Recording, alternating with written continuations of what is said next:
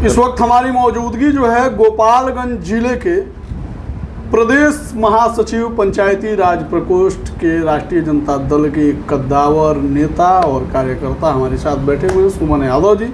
सुमन यादव जी का स्वागत करेंगे और इनका व्यक्तिगत जीवन पे प्रकाश डालेंगे और साथ ही साथ इनके एजुकेशन और इनके राजनीतिक सफ़र के बारे में भी बातचीत करेंगे। बहुत बहुत स्वागत है जी। स्वागत आपको भी और आपके चैनल पर जितने सारे आपके दर्शक हैं उनको भी प्रणाम। सुमन जी, शुरुआत यहीं से करते हैं। पढ़ाई कहाँ तक की है? देखिए, मेरी पढ़ाई तो MA तक हुआ है, पॉलिटिकल साइंस ऑनर्स से हमने राजनीतिक किया। हम BSc केमिस्ट्री ऑनर्स थे, बहुत केमिस्ट्री में मुझे रुचि था।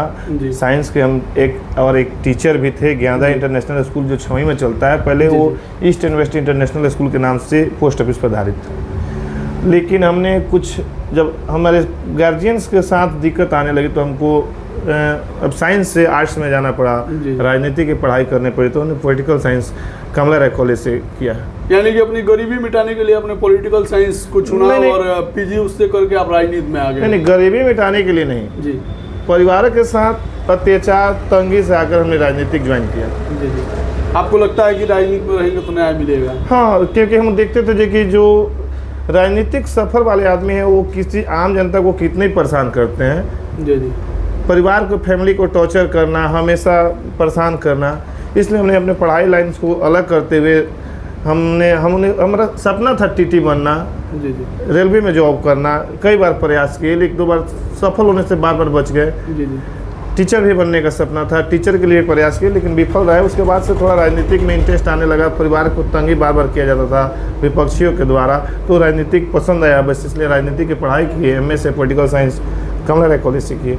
अच्छा, ये जो राष्ट्रीय जनता दल है, MY समीकरण पे चलता है, लोगों का कहना है विपक्ष का, मुस्लिम और यादव हैं, इसलिए राष्ट्रीय जनता दल ज्वाइन किए हैं या फिर इसका विजन आपको पसंद? नहीं, देखिए, राष्ट्रीय जनता दल यादव होने से बड़ी बात नहीं है। हम लोग खून में राष्ट्रीय जनता दल बसा है। अगर हम किसी भी पार्टी में जाते हैं तभी अगर हम वहाँ वोट भी करेंगे ना, तो वहाँ पे गाली किसको दिया जाता है? यादव समाज को टारगेट किया जाता है, लालू यादव को टारगेट किया जाता है, वहाँ पे एक हीन भाव से देखा जाता है। लेकिन राष्ट्रीय जनता दल एक ऐसा पार्टी है, A to Z की पार्टी है, जो सबको एक समान मान सम्मान हमारे दिया जाता है। जब चुनाव आता है तो देखिएगा BJP के स्टेज पर मात्र 1-2 अति पिछड़ा दलित महादलित को बैठाया जाता है और चुनाव खत्म होने के बाद से उनको कहाँ भेज दिया जाता है।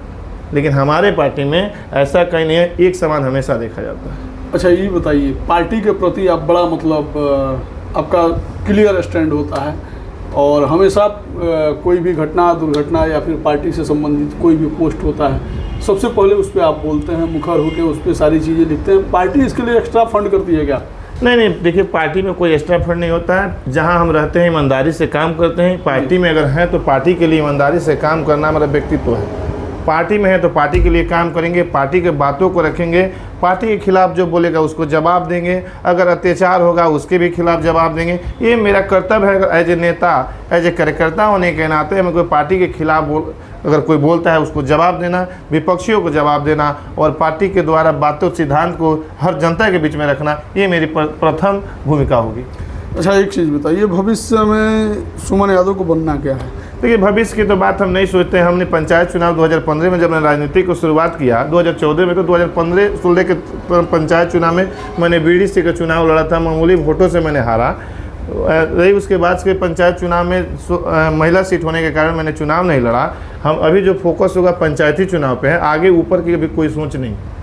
आगे कोई सोच नहीं है? नहीं, बस पंचायत चुनाव ही। नहीं, अभी हम एक कार्यकर्ता ही रहने दीजिए। हमारे माननीय लोग हैं, उन लोग की सेवा में हम लोग हैं, पार्टी की सेवा में हैं हम लोग। बस प्रदेश के महासचिव हैं, आप बोल रहे हैं कि अभी नॉर्मल कार्यकर्ता हैं? नहीं, प्रदेश के महासचिव होने के नाते हम एक राजद के आदरणीय कार्यकर्ता हैं। पार्टी के लिए काम करना है। पद कोई बड़ी बात नहीं होती है, पद से कुछ नहीं होता है। बस चुनाव पार्टी को हर हाल में तेजस्वी यादव के इस बार 2025 में मुख्यमंत्री बनाना है, इसीलिए हम लोग दिन रात एक रात मेहनत करते रहते हैं। तो क्या लगता है 2025 में सरकार बनेगी यार? हाँ, इसमें कोई क्लियर नहीं है। बस पार्टी हम लोग जो अपने कार्यकर्ता होने के नाते हम लोग हर जगह चाहते हैं अच्छा से अच्छा पार्टी के विजन को रखें। तेजस्वी यादव का जो संकल्प है, माई बहन योजना, बिजली बिल का लेकर, सिलेंडर का लेकर, स्वास्थ्य के लेकर, शिक्षा के लेकर, रोजगार के लेकर, इस बातों को आम जनता के बीच जाकर पहुंचाना, यही हम लोग का कर्तव्य है। तो यानी कि मतलब राष्ट्रीय जनता दल के प्रति एकदम समर्पण है। हम अपने लास्ट हम अपने आखिरी राजनीतिक होगा तो मेरा राष्ट्रीय जनता दल ही होगा। अपने जीवन का आखिरी राजनीतिक हाँ कैमरा बोल रहे हैं।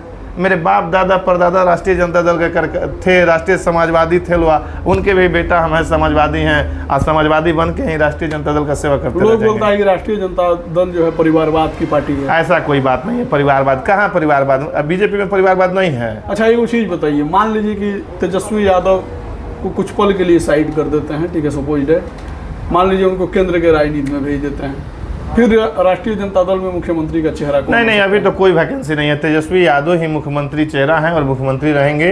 उनके जैसा अभी पार्टी में, उनके जैसा अभी अच्छे विचार जनता के बीच की, जनता के पसंद तेजस्वी, आपने आंकड़ा देखे होंगे, जो सबसे पसंद में लोकप्रिय मुख्यमंत्री का कोई पद का चेहरा है वो तेजस्वी यादव। गोपालगंज में अपराध बढ़ रहा है, गोलियां चल जा रही हैं दिन। ये तो बीजेपी के महाजंगल राज है। अपराध क्या, बलात्कार, लूट खसोट बीजेपी में, बस यही हम लोग में एक कमी रहती है, हमारे कार्यकर्ताओं के बीच कमी रहती है, जो हम लोग जवाब देना नहीं जानते। हमारे कुछ कार्यकर्ता हैं खाली पद लेकर बैठे हैं लेकिन जवाब देना नहीं जानते। अब बीजेपी में यही है जो हर चौक चौराहा पर झूठो बतिया बार बार एक बार कहला से सांस हो जाला। हर चौक चौराहा पर बोले वाला लोग बा, हर चौक चौराहा पर गुमराह करे वाला लोग बा। एक बार जंगल राज नहीं खे, गोपालगंज में देख ली, बैंकुटपुर में देख ली। कार्यकर्ता से मैंने याद आई है अभी हाल फिलहाल में राजेश यादव के द्वार पर गोली चल गई लोग। ये देखिए बहुत दुर्भाग्यपूर्ण बात है, घटना है। और राष्ट्रीय जनता दल का एको नेता मतलब निरीक्षण तक करने नहीं गया कि आदमी जिया कि मर गया। देखिए ऐसा वो हम सब आजकल मोबाइल के ज़माना है, मोबाइल पे सब कुछ पता हो जाता है। जो मोबाइल पे पता चला जो राजेश भैया यहाँ अवेलेबल नहीं है, वो दिल्ली में है। पार्टी द्वारा एसपी से बात किया गया, जिला अध्यक्ष जी ने इस पर संज्ञान लिया, जिला अध्यक्ष जी से भी बात हुआ है जो हमारे कार्यकर्ताओं पे अगर कोई भी आँच आएगी तो हम लोग धरना प्रदर्शन और पूरा उग्र धरना प्रदर्शन करने का काम करेंगे। जाके ये सब बोले हैं लोग? हाँ, फोन से बात, टेलीफोन से माध्यम से बात हुई। टेलीफोनिक बातचीत हुई है। आपको बता दें कि राष्ट्रीय जनता दल के एक्टिव कार्यकर्ताओं में से एक हमारे साथ सुमन यादव जी, प्रदेश महासचिव राष्ट्रीय जनता दल पंचायती राज प्रकोष्ठ के थे। इनसे बातचीत तमाम मुद्दों पे हमने किया, तमाम मुद्दे छूट भी गए हैं जिन्हें आप लोग कमेंट सेक्शन में लिखिएगा। अगली बार मिलेंगे तो डिटेल से इनके साथ एक पॉडकास्ट लेकर आएंगे और उसमें सारी चर्चाएँ और परिचर्चाएँ होंगी। तब तक के लिए धन्यवाद। आप देख रहे थे रेस्पेक्ट इंडिया। Thank you.